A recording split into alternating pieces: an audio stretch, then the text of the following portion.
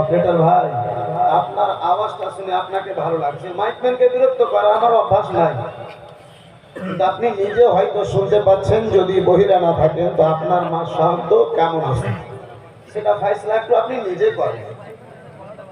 শুধু পুরো মোথা বাড়ি বসে বিচার করলে বিচার হবে না। সবচাইতে ভালো মানুষ তাকে বলা যায় যে নিজের অন্তর থেকে নিজের বিচারটা করতে পারবে। কানি ভায়া